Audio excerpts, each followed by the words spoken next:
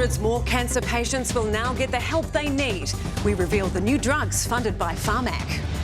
The end of 14 years of Conservatives. The UK's Prime Minister Rishi Sunak has conceded defeat in a landslide victory for Labour. We say haere rā. It's Newshub's last day on air, and after copping one last bombshell, we take a look back on more than 3 decades.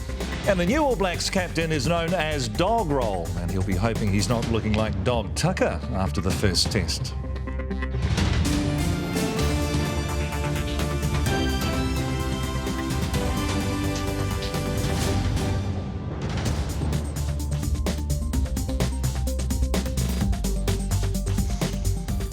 Tēnā tātou katoa, good evening.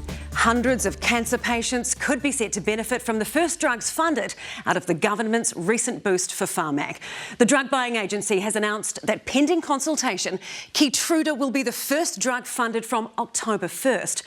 It'll be used to treat advanced triple-negative breast cancer, head and neck cancer, colorectal cancer, bladder cancer, and also Hodgkin's lymphoma, while Opdivo will be funded for kidney cancer from November.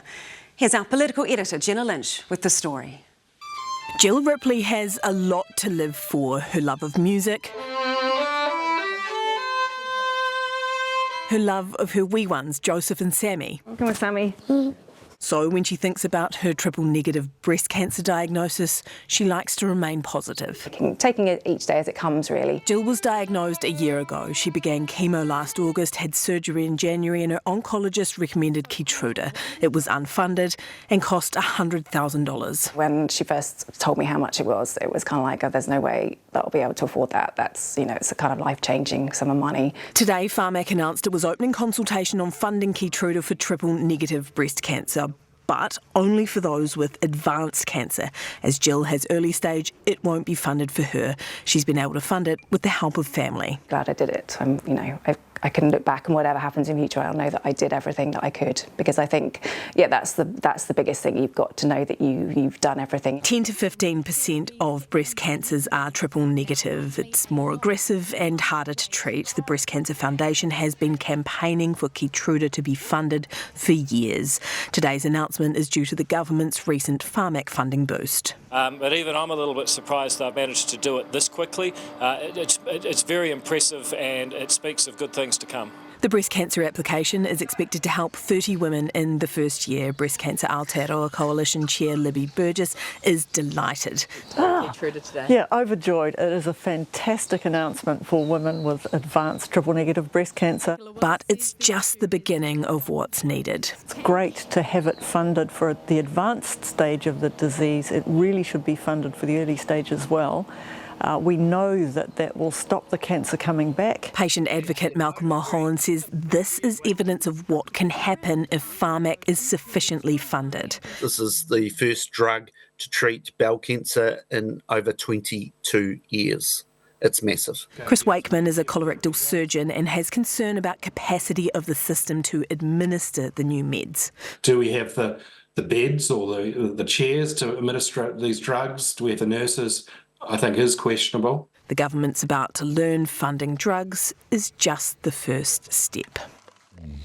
Kia ora, Jenna. Keytruda is a major one, but what's left in the process to actually get funded? So Pharmac is having a short, sharp consultation period, but the fact that they have put dates on these means there is very little chance they are going to renege on that, particularly with the politically fraught debate around cancer drugs. Of the 6 cancer treatments announced today, 2 are on the list of that 13 that National promised during the election. Now, the reason that we have that other 4 is because of the way that they fixed their broken promise. From what I understand, Pharmac was telling the government after the budget that it would not be able to fund any more drugs this year. The way that they fixed that up, pumping $600 million into Pharmac, means that we're getting the 13 and more. So it is a massive deal. It shows what can be done in the medicine space if you do have the political willpower. It's backed by some major cash. Awesome stuff, Jenna. Thank you so much. The Labour Party has won the UK election by a landslide. Sir Keir Starmer's centre-left party will return to power with a huge majority after 14 years of right-wing government under the Conservatives. Meanwhile, controversial right-wing politician Nigel Farage from Reform UK is now a Member of Parliament, breaking through on his 8th attempt. Europe correspondent Lisette Raymer has more. Some Brits have waited years for these final seconds. Big Ben hit 10 p.m.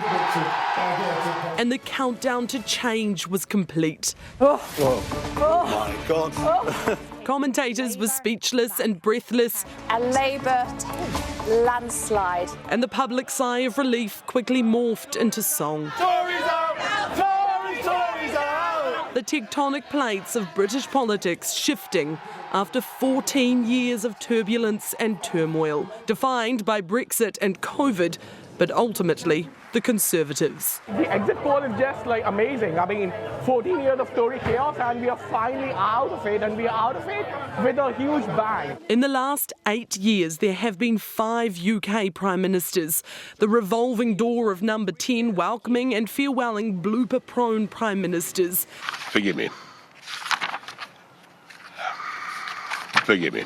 And the shortest serving ever. I am resigning. The latest turfed out, Rishi Sunak, a man richer than King Charles, paying the price for over a decade of Tory troubles, now responsible for the party's worst election result in more than a century. The British people have delivered a sobering verdict tonight. There is much to learn and reflect on, and I take responsibility for the loss. Sir Keir Starmer's move into Downing Street has been viewed by most as a foregone conclusion. The change in power has appeared inevitable for months, if not years. Today's result was so predictable, I was able to confidently film this weeks in advance before flying home to New Zealand. A former chief prosecutor and human rights lawyer, the 61-year-old only entered Parliament in 2015. Now he's ready to form a government. You have voted. It is now time for us to deliver. A Prime Minister with an enormous party majority and an even bigger to-do list. Lisette Raymer, Newshub. A US man who tried to intervene in the fatal hit and run of a New Zealand woman has recalled being shot at as the offenders fled in a vehicle. Patricia Mackay died after being struck by a getaway car following a botched robbery outside a shopping mall in the California city of Newport. Zane Small reports. Rest in heaven, Patricia Mackay. A memorial for the 68-year-old New Zealander at the California Mall where she was killed earlier this week. She was holidaying there with her husband Doug, who served on the board of BNZ for over a decade. When I walked up, it was just a dead body laying in the ground. The pair were at a shopping centre in the city of Newport when they were robbed at gunpoint by 2 men. There was a struggle and they were attempting to rob them. Patricia died after being hit by a car driven by a third offender. An eyewitness who intervened spoke to Radio New Zealand. That poor woman was out in the middle of the street basically fighting with 2 guys over her purse, and I was still a ways kind of down the street, several hundred feet. So when I saw that, something said, you got, like, she's going 2v1. You got to, that could be someone's mom, someone's grandma, it could be mine. I don't, Newport police said one suspect fired a handgun 3 times. I tried to get the one guy that was getting into the car, and we both went down, and we were both running for the car now at this point. He was trying to get in the car. I was trying to get him. And that's when their buddy started shooting at me. The suspects were then filmed fleeing down the highway in a white vehicle. The cameras were still rolling from above as the offenders run for cover and try to hide until they're cornered by police and arrested. 3 men aged between 18 and 26 were charged with homicide, robbery and firearms offences. Frankly, to hell with these guys. They came into our city knowing that they were going to commit crime, and a woman is dead today because of it. In an email to us today, Newport Mayor William O'Neill said he's heartbroken for the Mackay family, and he'll continue to work with them through this, quote, horrific time. A spokesperson for the family said words cannot describe their sadness as they try to come to terms with the loss of a mother, a wife and a friend. Zane Small, Newshub. Well, today marks the end of 35 years of this news organisation. The operation that was 3 National News, then 3 News and now Newshub has been disestablished by our American owner, Warner Brothers Discovery. Nearly 300 jobs have now gone, with many still out of work. Juliet Speedy reports. The first in a day of lasts. TV3's last ever AM show. Long-time TV3 staff Melissa Chan-Green and Lloyd Burr on air for the last time. You're the best, Mel. So I'm gutted. I've spent my whole professional life here, building this place up, wanting it to be a success, and to see it fall apart like this. Great to have you with us. The show also hosted many of the network's veteran journalists for their final time on air. How are you feeling? Oh,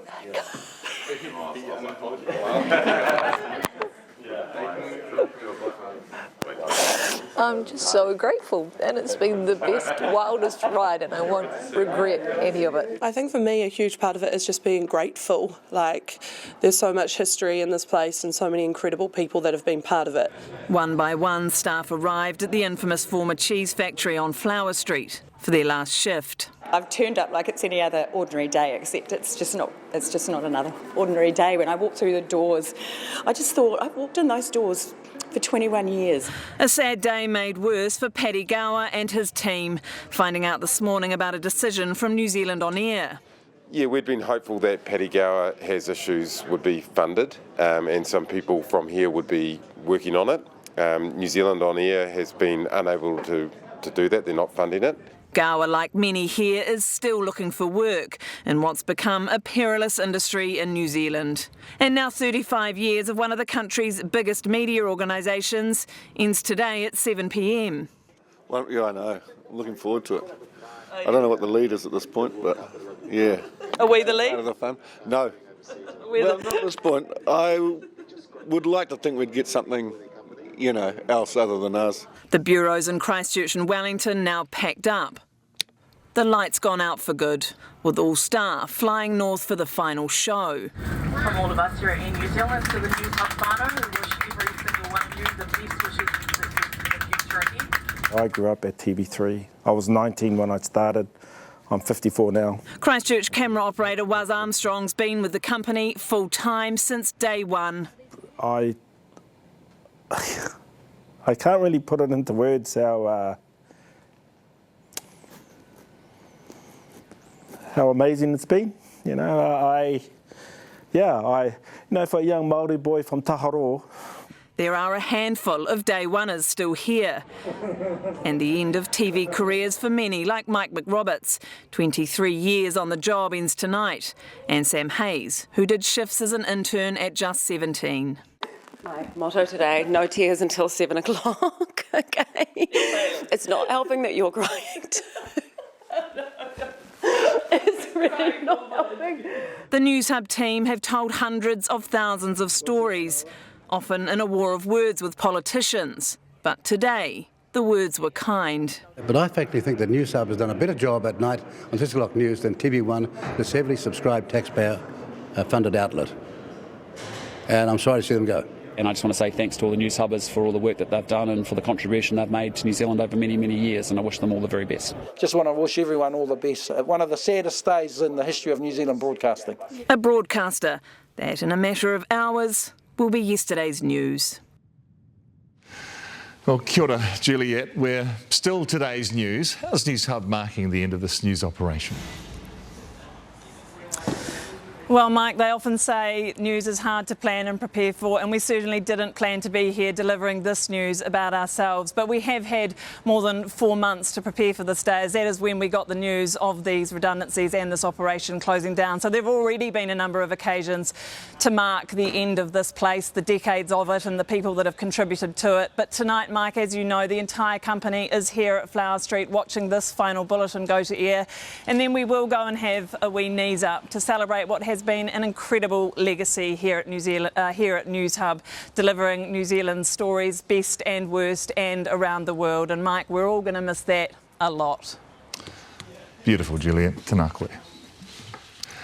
Now, we're also going to look back at our 34 years of operation towards the end of the show, so our sport and weather is going to run a little earlier. It's just moving up the show a little bit. Well, Heather is here now. Are you keeping it together? You're doing well, Heather. Fantastic. How was the weather today? I'm just not making eye contact. OK, that's good. Good policy. OK, that's good. It was cold, frosty, icy, one of the coldest days of the year. So severe frost for many, including Christchurch, who dropped to -4, but it was the coldest in Twizel with -7. Now, the first of two fronts have arrived over the deep south and they shimmy north over the next 24 hours. Details on those and the latest swell warning up next. OK, thanks so much, Heather.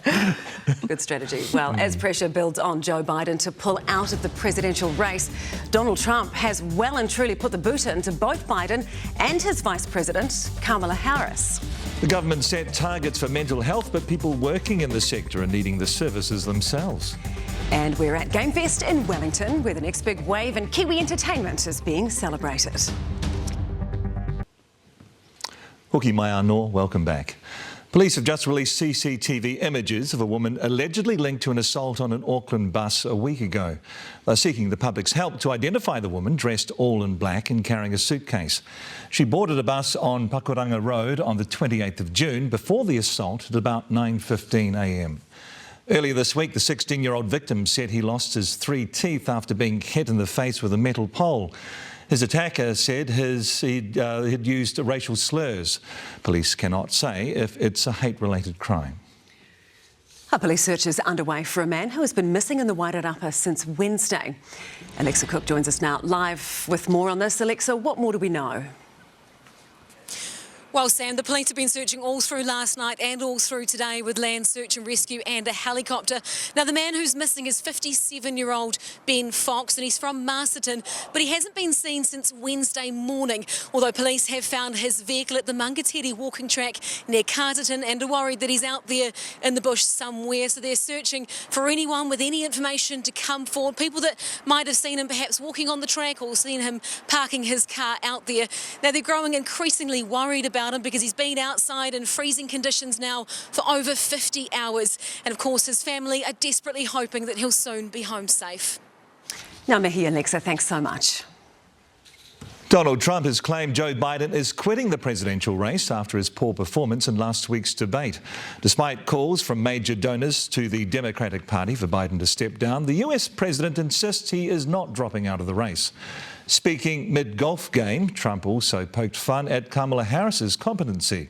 Kick that old broken down pile of yeah, it's a bad guy. He just quit, you know. He's quitting the race. Is that right? Yep, I got him out of the race. And that means we have Kamala. I think she's going to be better. She's so bad. She's so pathetic.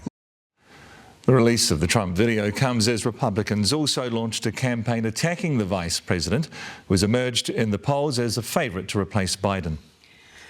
France's election is on a knife edge as Marine Le Pen's far-right National Rally party looks set to become the largest in Parliament.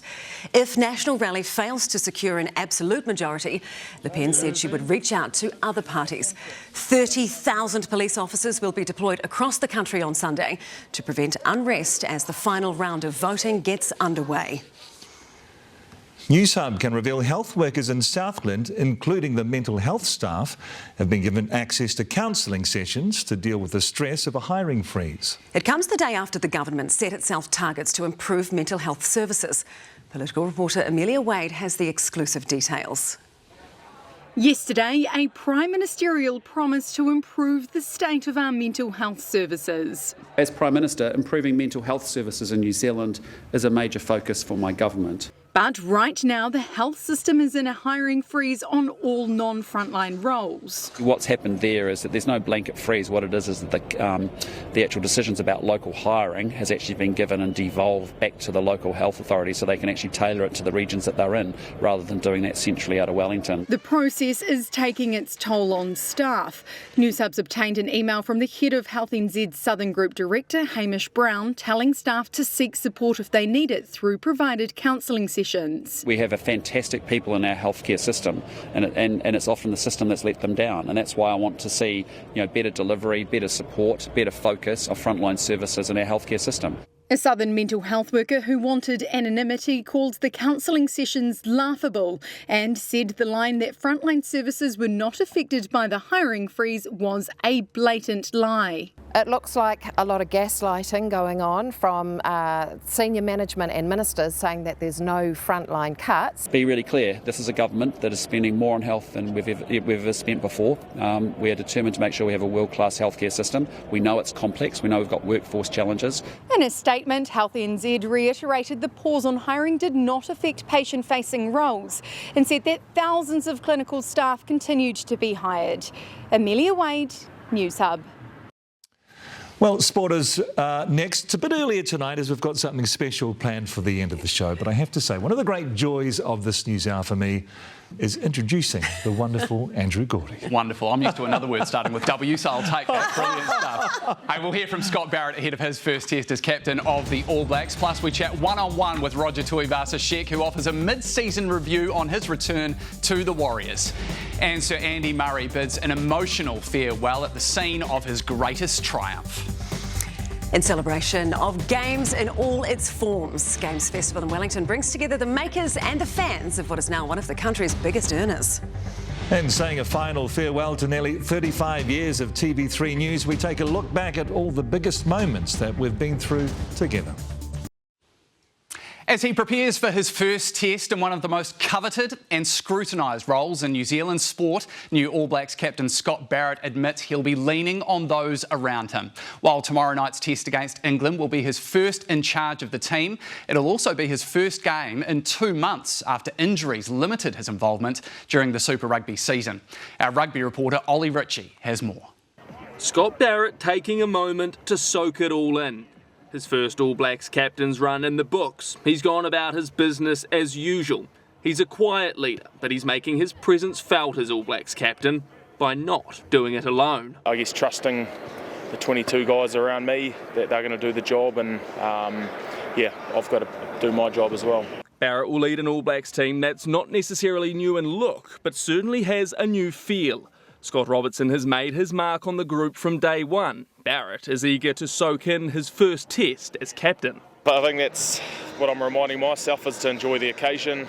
Yeah, never losing the fact of why we play the game. While it's a new era for the All Blacks and a first look at how this side might play, England are at the end of their season, but they're not buying the hype. They're primed for an upset. That's all to take pressure off New Zealand. Look, to beat New Zealand, you've got to be at your best. They're a very good team. I think we sit in this room that you would believe that they're the favourites. So as much as you say that short preparation time, this is the best chance, whatever, I think you understand the challenge in front of us. Whether they can cause an upset or not, the tourists are excited by a rare chance to play the All Blacks in New Zealand. It's not like Six Nations where you get this opportunity every single year. Some players who've got many caps have not played New Zealand before, so I think there's an underlying excitement about this experience. One the All Blacks are out to ensure won't be a memorable one. Ollie Ritchie, Newshub. Well, it might come as a bit of a surprise, but Roger Tuivasa-Sheck says he's loving the rollercoaster nature of life back at the Warriors. The 2018 Dally M medalist is midway through his first season back with the club, following a 3-year stint in rugby union.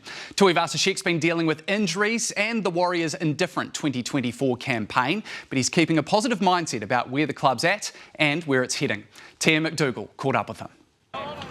Roger Tuivasa-Sheck's well accustomed to the highs and lows of the Warriors. That's the norms here at the Waz. Since I've been here, that's all I've known. And he clearly hasn't forgotten about the roller coaster fans and players go on every year. Played with the Blues and everything was going too good and made it to the finals, and missed that feeling of being in the trenches. And that's exactly where the Warriors have been in 2024. It's been a season of all sorts, including a 60-point loss to the Titans. From 10 metres out, Keanu Kenny just blows past the Warriors. Followed by a thrilling 32-16 win over the Broncos. Martin kicking on the fourth. It builds resilience and character within the group. And they've sure needed both of those, with lots of questions asked by those inside and outside the squad. I know all those trolls or fans, they're just real passionate fans and some diehard Warriors supporters. We've got to focus on the job that's at hand, and we've got a head coach and we believe in him. And Tuivasa-Sheck's convinced the Warriors have a special coach in Andrew Webster. Personally, I just like the one-on-one connection that you can have with him. That connection could help them push for a place in the playoffs. Remarkably, for all their inconsistency, the Warriors are only 3 points outside of the top 8. You got to go through those lows, so get those highs. You just try and hold on to as much as you can, and hopefully that's building for us now heading into the business end. A big win over the Bulldogs would be the perfect step in the right direction. T McDougall, Newshub. The Tall Blacks' Olympic dream has been crushed by Slovenia and their NBA star Luka Doncic. He proved far too hot for the Tall Blacks to handle at the last gasp qualifying events overnight. The 2-metre Doncic dropping 36 points as Slovenia ran out comfortable winners, 104-78, to end New Zealand's hopes of securing a spot in Paris. Back to Doncic. And Doncic drills the three right at the end of the quarter. Wow. It's been 20 years since the Tall Blacks featured at the Olympics. The New Zealand Breakers have appointed their new head coach. Petteri Koponen will take the lead role and joins the club following a stint in the NBA Summer League as assistant coach with the San Antonio Spurs. He only retired from playing 2 years ago and has coached in the EuroLeague since. Breakers owner Matt Walsh has described Koponen as one of the best young coaches in the world. Andy Murray has bid an emotional farewell to Wimbledon, the tournament he won in 2013 to end a 77-year wait for a British men's champion.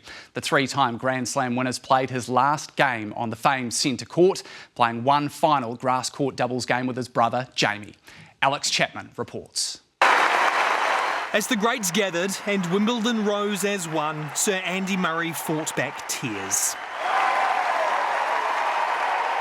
There may not have been a dry eye, but dry humour is the best way to deal with moments like this. I'll try and keep it quick too. My kids are up there and it's like way past their bedtime, so I won't keep you long. But there will be plenty more time to do that when he finally confirms his retirement. The Ringo of the Big Four, he may not have had the suave of the Swiss maestro, crispness of the King of Clay, or the nerve of Novak. Well, yeah, they were all right, weren't they? Yeah, they weren't the easiest guys to get past. They stood in his way for so long, though today paid tribute to him in a video. We have been against you and with you, and we know how it feels right now. Despite them, Murray always made sure he still did it his own way. An Olympic gold at London 2012 and Rio 16, a maiden slam in 2012, though his biggest moment came a year later. The first British male player, right? Yes, first British male player in 77 years to win Wimbledon. I did find it pretty stressful, to be honest with you. Before doing it again 3 years later. I don't remember much of that night. I'd had a few drinks and I did unfortunately vomit in the cab on the way home as well. Several spews and surgeries later, now 37, he'll end a 19-year career with 3 Grand Slams. His brother by his side, even this surly Scot managed some tears. Alex Chapman, Newshub. Great stuff, Chappie. Now, that is it for your News Hub Sport. Now, I'm very aware that viewers are used to seeing someone else here on a Friday night, so I'm going to bring my old mate Nikki Styrus here. She's been on the weekends. She's been on the AM show. This is the last leg of the farewell tour, I've got to say. It's like Super Sport Sunday all those years ago, isn't it? But we've had a lot of fun, haven't we, mate? Oh, we have had so much fun. It's a day to celebrate. Yeah. It's also a day to be sad. But, you know, Andrew, I'm used to coming off the reserves bench. I've been doing this now for nearly a decade. You know, every now and again you'd get sick or you just wouldn't show up. So I'd get to come up to the starting lineup. And I like to think of myself as a bit of an impact player anyway. So absolutely. But on a serious note, it's been an absolute honour and privilege to share the sports news with you over this decade and bring the stories to the people out there. And I just hope from a personal point of view that I have been a positive role model for other wahine out there to be a strong force in sports journalism, because it's still a lad's world out there. We got this, girls. We got this. Absolutely. No, and look, to echo that sentiment, feel very fortunate, very grateful to have been part of this incredible team, continuing a legacy that's been set by some incredible broadcasters, some incredible journalists. I've been very humbled to hear from some of them in the last few days. So thank you so much for everything you've done. Thank you all for watching. Ollie Ritchie's going to be bringing you sports news from now on. He is not only an elite operator, a 10 out of 10 bloke, and he speaks great French as well, guys. I'm sure at some point, Mike and Sam, that is going to come in handy. Oh my gosh. Thank you. They're both absolute champions. We love you guys. And actually, sport's the hardest part of the whole bulletin. All of those tennis names. Yeah, I know. That's what we think too. Yeah. We're pros, Sam. I want to be doing that. And wonderful representatives of an incredible sports team. So thank you so much, guys. Cheers, guys. Cheers. Okay. Like I said, no tears till 7 o'clock. So we're going to push on. We've got a little bit more to do. It's bloody started already, hasn't it? I know. We've got a little bit more to do before then. So while the TV industry has seen better days, who wrote this? New Zealand's other small screen sector is surging. Game Fest is underway in Wellington, where game players and game makers celebrate the world's fastest growing entertainment industry. Tech reporter Finn Hogan has more. From on screen to on stage, it's game on at Game Fest. And the gaming sector has a lot to celebrate, like a $160 million investment from government starting this year. I think not everybody realizes that it's 2 or 3 times as large as film and music combined. So to have the government acknowledge that and provide real funding for us has made a difference. We have a lot of indies from 3 to 30 people, small and mid-sized studios, who are really blowing up and doing great. And the sky's the limit. As you say, we can go really far. Blowing up is putting it mildly for Black Salt Games, the 4-person team behind indie hit Dredge. In just over a year, it sold 1.5 million copies, been nominated for 4 BAFTAs, and will soon be adapted as a film. In the last decade, we have increased the jobs in the game industry by double, but the revenue we have earned is 10 times. That means every single person that we bring into the game industry increases the revenue we generate exponentially. And with 70% of Kiwis playing at least one game, the average gamer being 35, the industry says it's time to put gaming stereotypes to bed. Women are actually the larger demographic of gamers now as well. So I think the idea of, games being for geeks, I mean, I'm a geek, I'm proud of being a geek, and there are a lot of us geeks in there, but I think the traditional idea of the gamer has passed. These days, everybody is a gamer. And if the game you want to play doesn't exist, it could be time to make it yourself. Doesn't matter whether you think your game is a great idea or not a great idea, no one will know until you actually make it. Just make your game, make it happen. As Kiwi Games already soar to success, Games Fest prepares the next generation to shoot for the stars. Finn Hogan, Newshub. Okay, our top stories tonight. Pending a consultation, Keytruda will be the first new cancer drug funded by Pharmac from October the 1st. It'll be used to treat advanced triple-negative breast cancer, head and neck cancer, colorectal cancer, bladder cancer and Hodgkin lymphoma. Opdivo will be funded from November for kidney cancer. And today marks the end of 35 years of this news organisation. Nearly 300 jobs have now gone at Newshub, with many still out of work. And we will be looking back at all the big stories we've covered just a little bit later on in the program. But first, very important, hear the weather. What's coming up with the weekend? It's a little windy to start, but then as we head into next week, the weather is excellent. High pressure for a very long time, but we do have large swells arriving late Sunday night with 5.5 metre southerly waves, resulting in an orange heavy swell warning for coastal Wairarapa through till early hours Tuesday morning. Your full weather is up next.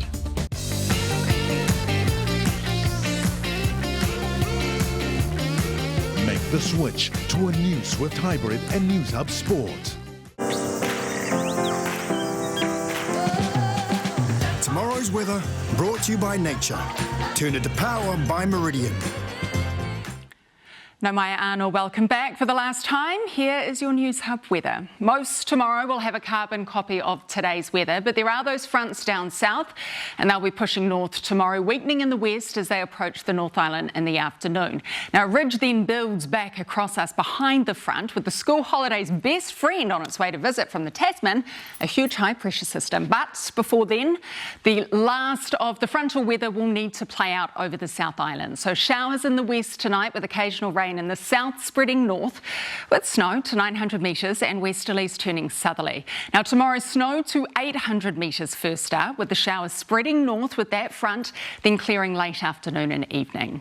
Now a few showers expected for the west of the North Island tonight and maybe Gisborne, but it is mostly fine everywhere else, just areas of cloud with sou'westers.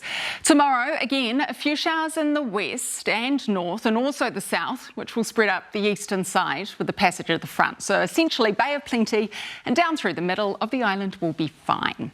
So the weekend starts with a few clouds up top and with the chance of showers for everyone here, all at different times of the day though, with fresh sou'westers which will ease in the evening. It is a beautiful fine morning here with early frost for pretty much everyone except you, Tauranga. You won't get cold enough tonight. West to sou'west winds will ease late afternoon. Fine and likely frosty out east, but it will cloud over with the chance of showers from the afternoon for everyone, with a south to sou'west wind developing in the afternoon and evening. A mix of sun and cloudy patches for the rest of the island, and with the chance of showers too. Winds will pick up across the day from all over the show.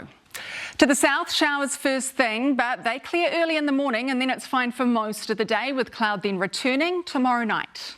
It's frosty for Blenheim, a few showers elsewhere, but they will clear around midday or early afternoon. Sou'westers for Christchurch and Ashburton, and they'll ease in the afternoon. Early showers for the rest of the island, but they're clearing. However, in Invercargill and Stewart Island, you'll have showers for the entire day with strong and gusty westerlies. So showers around Dunedin for the morning, but they will clear after lunch. It does stay cloudy though, with fresh westerlies. Cloudy periods expected with morning showers around Christchurch. Fortunately, they dry out for the afternoon, so plenty of blue sky, and the sou'wester will ease too. Partly cloudy for the capital, but there will be showers. They arrive late morning and into the afternoon with a developing southerly. Now first up, morning frost for parts of Hawke's Bay, then isolated showers develop near the coast in the morning, spreading inland in the afternoon, and with westerlies turning southerly. Tauranga looks to be the most settled of the main cities tomorrow. It's fine all day with a high of 15 and with sou'westerlies. It's mainly fine around Hamilton, but don't be surprised if you get caught in a morning or early afternoon shower. Sou'westerlies will ease tomorrow night. And a fairly similar day north for Auckland, with partly cloudy skies and isolated showers, but again they'll clear in the evening around the same time that fresh sou'wester eases. All right, to Oz, showers spread up east from Sydney to Cairns and also hit Perth. And the Cook Islands look to have the best weather tomorrow of the Pacific. There will be showers for most others. Second half of the weekend is looking good. In fact, there is very little disruptive weather of any kind for the North Island for Sunday, Monday or even Tuesday, apart from a very small risk of isolated showers for the north and west. Slightly different for the South Island, with that strong sou'west flow making Sunday quite windy, especially for the lower south. Likely wind warnings will be issued for Otago and Southland with gale sou'westerlies. And as this is the last time standing in front of this very giant weather wall, I want to thank you all for tuning in. For every weather photo you've ever sent in, every slow-mo video of lightning and the double rainbow pics. I think though this was a very fitting photo that Robin sent through today. The sun setting over Mount Koko with the iconic television mast. End of an era with you, Mike McRoberts, Andrew Gordy, Nikki Styris. It's been a pleasure to work alongside you all. Thank you, Heather. You're so good. Thank you. Okay, grab the tissues because coming up we're saying haere to TV3 News. After more than 3 decades of telling your stories, it's time to say goodbye. We'll take one final look back. Welcome back. Today's the last day of Newshub, and after 34 years, the last day of 3 producing its own news. From tomorrow, Stuff will be providing a 6 o'clock bulletin to 3's owners, Warner Brothers Discovery. So let's take a look back at the big stories and events that we've covered and that you've watched. No journalism gets you closer to a big event than TV news. Even before the journalist gets involved, the images and audio can tell a powerful story on their own that newspapers and radio can't compete with. That's how we started the news on the day 9/11 happened. This is 3 News. Tonight, an extended 3 News as we bring you coverage of the horrific events in the United States. Al-Qaeda's attack on New York's Twin Towers killed nearly 3,000 people and literally changed the world. It sparked George Bush's war on terror. And with it, a worldwide backlash against Muslims that had terrible consequences here in Aotearoa 18 years later. The death toll isn't known, but it's understood it is the worst shooting event in New Zealand's history. The Christchurch mosque attacks claimed 51 lives and left us all in disbelief. They are us. The person who has perpetuated this violence against us is not. Prime Minister Jacinda Ardern's response boosted her international reputation. But the arrival of COVID in 2020 presented her with another huge challenge. These decisions will place the most significant restrictions on New Zealanders' movements in modern history. Ardern's hard line was accepted as lives were being saved, but eventually the lockdowns and vaccine mandates raised many questions. And we asked them. And then there was the occupation of Parliament's grounds. It's utter chaos. It is absolutely terrifying what went down at our Parliament today. Politics has always played a huge role in our coverage. Your political career is in tatters. Do you have any regrets? The ins and outs, the ups and downs, and the going, gone. And then there's election night. He's a Mr. Miyagi right now. Luck's on, luck's off. We've been through a lot, New Zealand, since that first news hour back in 1989. Read by Philip Sherry. Good evening. An Auckland man is in prison tonight. Often we came together in times of tragedy, like our rolling coverage of the deadly Christchurch earthquakes. This is the inside of the cathedral. We'll just go in and have a look at the damage. Unbelievable. And Kaikoura, capturing the images once seen, can't be forgotten.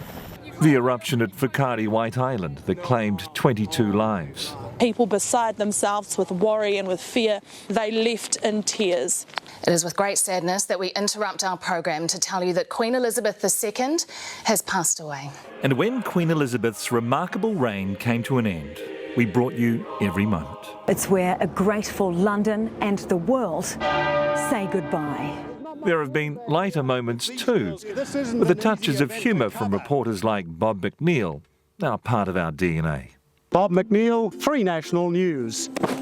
We've travelled the world to bring you the biggest stories, from conflicts. We're just 10 kilometres from the border, the constant but faint rumble of artillery being fired in this direction. To natural disasters. She has a gaping wound in her leg. We've poured cold water on some extraordinary claims. You're providing them with false hope. What do you mean false hope? Well, the water doesn't do anything. And waded in as our neighbours, the lucky country, weren't so lucky.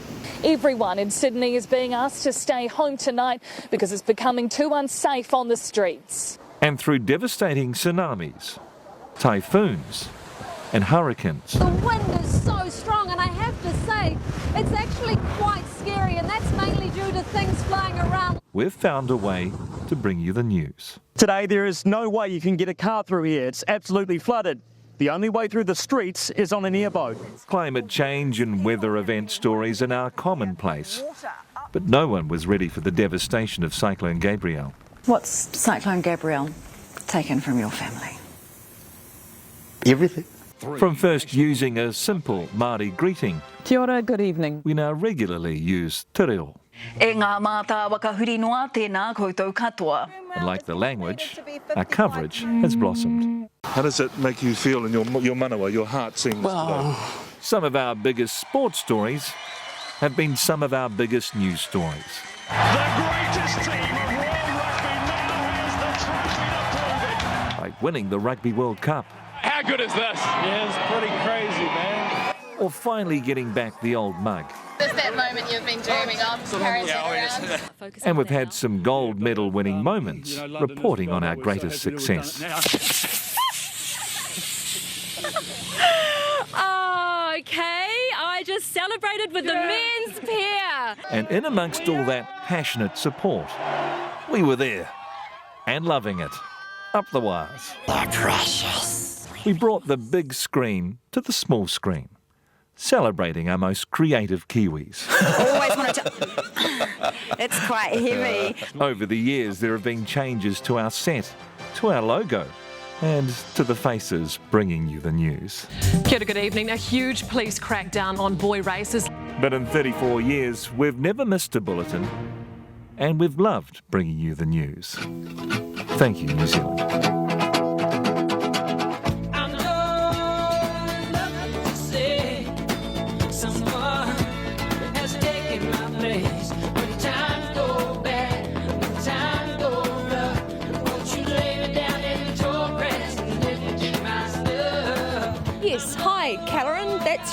I'm here from a car park, a television car park that you can see right behind me.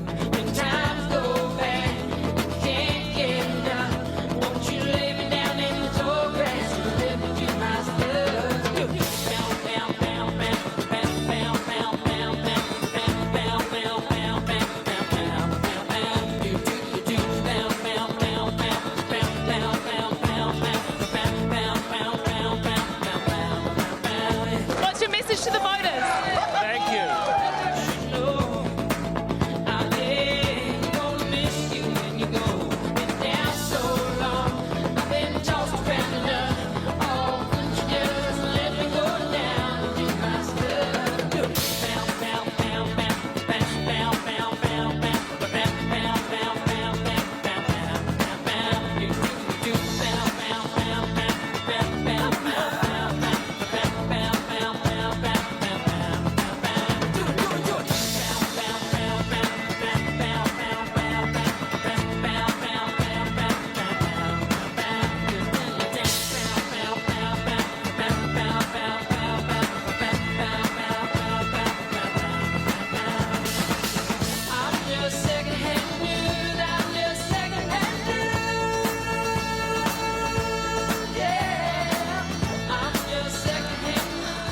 We have loved making the news. Thank you so much for watching, for having us in your homes. Come on in here, guys. Get in here.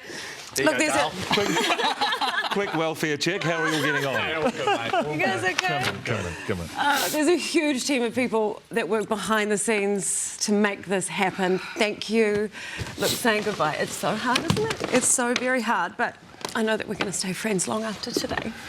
We certainly are. So we've come to the end, and I'd like to finish with that beautiful whakatauki or Māori proverb. Ia ha te mea nui o te ao. What is the most important thing in the world? He tangata, he tangata, he tangata. It is people, it is people, it is people. Thank you for being our people. We've absolutely loved being yours.